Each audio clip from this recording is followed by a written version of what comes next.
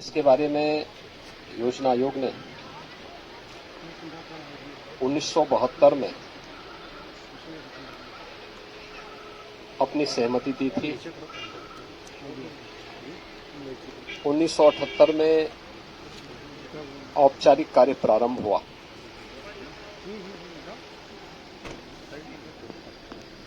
पहले चरण में देवीपाटन कमिश्नरी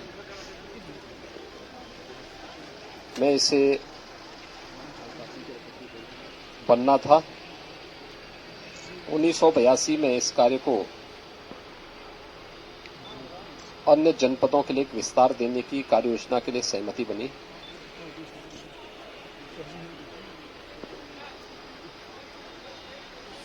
उन्नीस से प्रारंभ हुई और 1978 से इस पर व्यवहारिक रूप से कार्य प्रारंभ होने के बाद भी 2017 तक इस राष्ट्रीय परियोजना पे मात्र 52% कार्य हो पाया था। 2015 में प्रधानमंत्री मोदी जी ने प्रधानमंत्री कृषि सिंचाई योजना लागू की और देश के ऐसे प्रोजेक्ट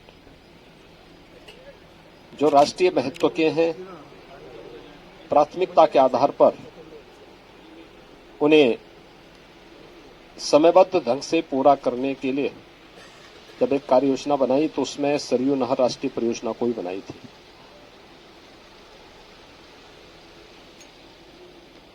पिछले 4.5 साल के दौरान हम लोगों ने इस पूरे कार्य को समयबद्ध ढंग से पूरा करते हुए 48% शेष कार्य को पूरा किया है, जिसमें भूमि अधिग्रहण के से लेकर के बैराज बनाने, नहर को बनाने की पूरी कार्य योजना को पूरा किया गया है। और आज सरयू नहर राष्ट्रीय परियोजना जो 6,623 किलोमीटर लंबी है, 9 जनपद इससे आच्छादित हैं और जिसके माध्यम से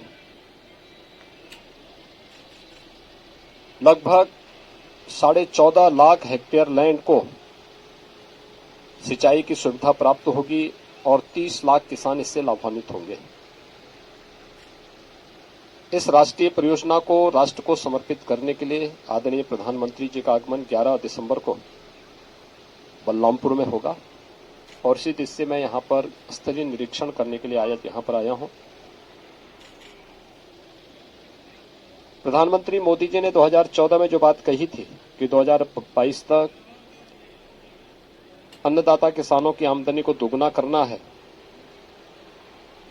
किसानों की आमदनी को दोगुना करने के इस अभियान के क्रम में यह राष्ट्रीय परियोजना बहुत महत्वपूर्ण है और पूर्वी उत्तर प्रदेश के किसानों के लिए प्रधानमंत्री मोदी जी की यह एक बड़ी सौगात भी है।